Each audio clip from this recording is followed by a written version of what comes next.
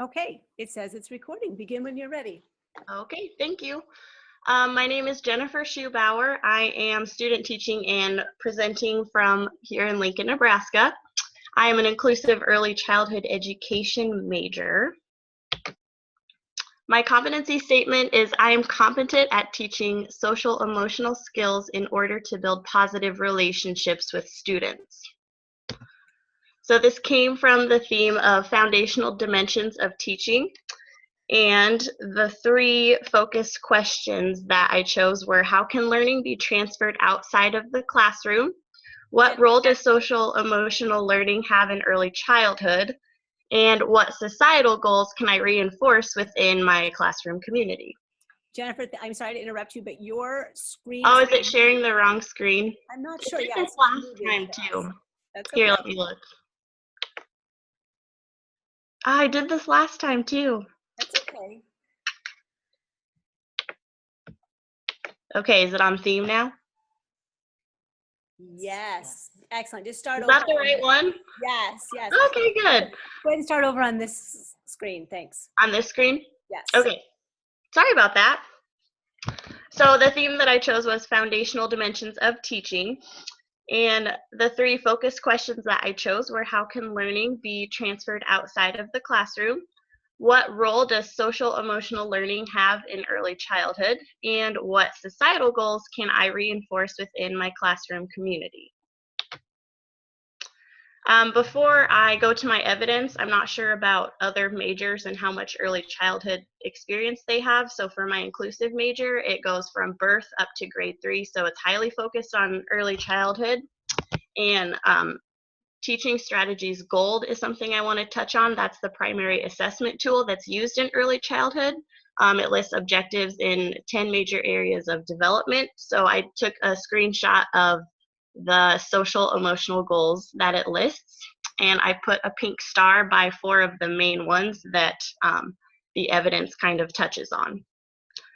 And I also wanted to share, before I get started, second step curriculum. This is LPS uses this curriculum tool as part of social emotional learning.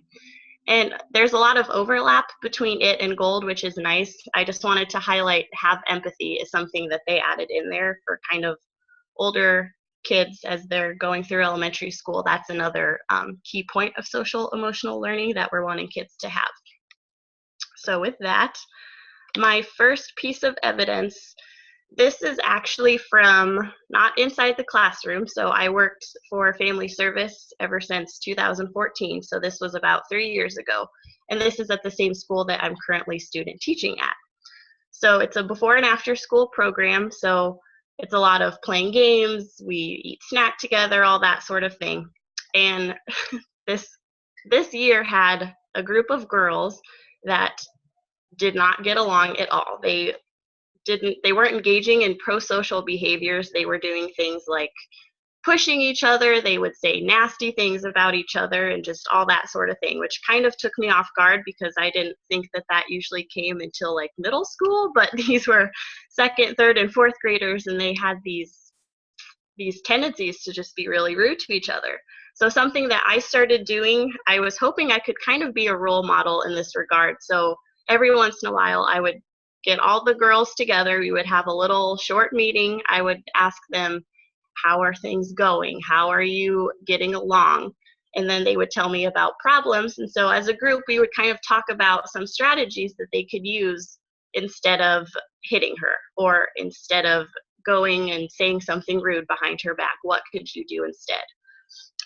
This was right at the start of when I was entering teachers college. So I was kind of teaching social emotional skills without even knowing it. But this built a relationship with her, with one of the particular students that had challenging behaviors. And I knew this because she wrote me this letter. I'm going to read it because I don't know how well you can read it, but it says, "Dear Jennifer, you are the best teacher.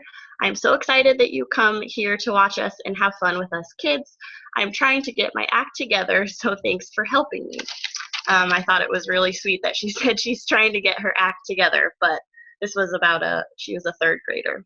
So when she gave me that note, that told me that the things that I was talking with her about were helping her in that she was trusting me. So that is my first piece of evidence. My second piece of evidence has two parts.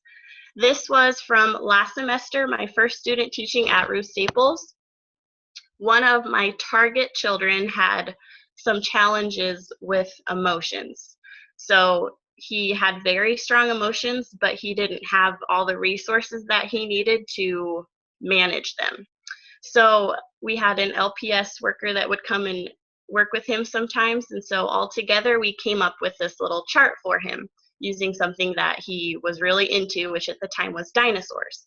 So we talked about little problems, we talked about medium problems, and we talked about big problems. And we let him pick a dinosaur for each one. So he chose a T-Rex to represent a big problem. He chose a pterodactyl to represent a medium problem, and a baby pterodactyl to represent a little problem.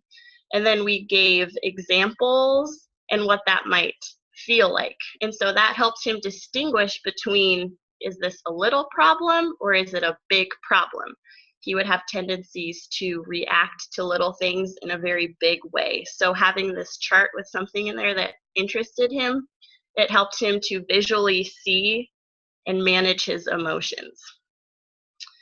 And at the end of my semester there, he wrote me this little note. Thank you for being a good teacher. Love, Arrow. This was significant to me because his mom had communicated to me that he hates writing. So when he came to me with this note, she said he sat down and he wrote this all on his own. And so I was really pleased that that told me that I had formed a secure relationship with him, that he would sit down and write this note for me. My third piece of evidence is from this semester. So I'm student teaching at West Lincoln Elementary School, and I'm doing a split semester. So I'm currently in preschool, but first quarter I was in third grade. And all the third grade teachers were kind of struggling with this group of kids because their social emotional skills were not where they should be. So the classroom community was just, it wasn't really positive. It was okay, but there was a lot of work to be done. So much so that they decided to make their PLC goals just building those relationships with kids. They weren't always the nicest to each other, and it was just kind of not what we were all wanting to see in a classroom. So one of the things that we started incorporating was called Lunch Bunch. So every Wednesday, my cooperating teacher and I would choose 4 students, and then when it was time for them to eat lunch, we would bring our lunch to the cafeteria and we would all sit at a table together and eat lunch. And it was a very simple thing, but it was one of those things that made a really big impact. And the reason that it worked for the kids and their social emotional skills was that it was a smaller setting. And so having just 3 kids to interact with and having those 2 adult models there to help facilitate those conversations and those pro-social behaviors, that really helped them to get practice with how they should be talking to their peers, how they should be acting around their peers, and all those sorts of things. And so not only did Lunch Bunch, it helped the students with their relationships with each other, but it also helped with relationships with us. So this is a note that a student wrote me when I had to leave in the middle of the semester.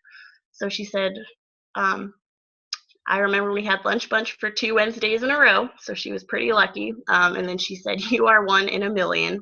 I thought that was a really sweet thing for a third grader to write. But so this note showed me that she made a connection with me, and that the things that we were putting in place enabled us to build the relationships with those students.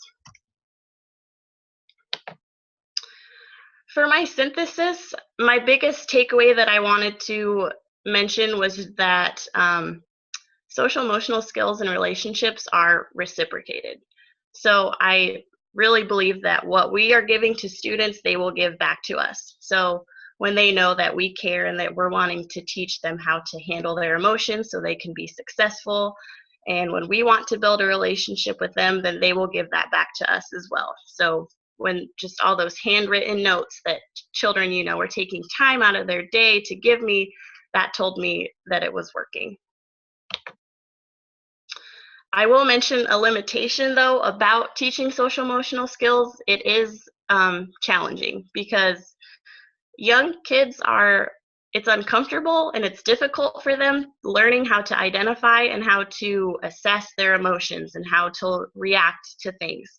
And so, and this is especially true with preschool where I am now. It's uncomfortable for them. You know, all they know is that they are just really mad. They don't understand why I'm trying to talk to them and why I'm trying to keep them from punching their friend. They just know that they're mad. So it's difficult, and the biggest thing is that it takes time and it takes follow through and it takes consistency. So if you're really wanting to have kids to have these strong social emotional skills, you have to be dedicated to it. For my reflection, these skills are useful in all contexts. I wanted to show evidence from outside of the classroom, from preschool kids, and from third grade kids, because it's relevant for all students. But it's especially critical in preschool when kids are 3 and 4 and 5 years old. They're really learning how to handle their emotions, and that is one of the biggest social emotional skills that they need to learn. It helps them to form secure and trusting relationships with their teacher when they see us helping them with these things, and they know that we'll help them feel comfortable with their emotions. That helps to form a better relationship. And societal goals are just as relevant in kids as they are in adults. So empathy is huge. Again, we want kids to be able to recognize their emotions, and we want them to be able to recognize others' emotions and handle them accordingly. Moving forward, I plan on prioritizing the second step curriculum. In preschool, in LPS public preschool, we do teach second step every day. But in third grade, it was kind of a first 2 or 3 week of school thing, and then I didn't see it really since.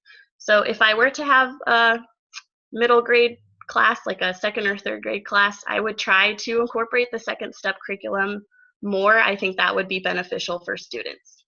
I also want to focus in on relationships with students right away. I think that provides a more positive start to the school year. The sooner they know that you care, and the sooner things will start to go smoothly in your classroom. And lastly is to strive to not overlook the importance of social emotional skills and social emotional competence. I think it tends to get overlooked maybe the older that kids get. It's focused in a lot in preschool, but then kind of seems to taper out. So just not overlooking those skills and kind of trying to incorporate that learning however we can in the classroom during the day. Do you have any questions for me? Oh, thank you, Jen. Would you please, just because we missed that one, can you go back to the competency statement slide for just a moment? Just because that was still on small screen when you went by it. Probably the second one. Oh, oops. Thank you.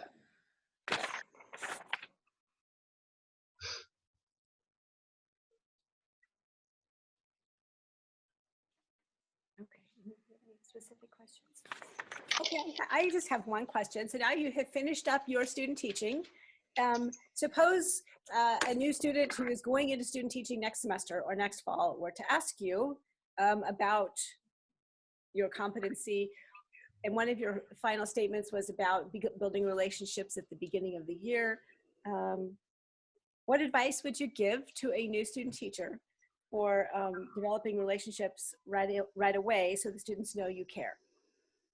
I think you have to start out with just the most basic of things. So giving them a high five or waving hello every time, they come through the door. A lot of classrooms have check-in systems where they ask, how are you feeling? And they'll have them put a stick.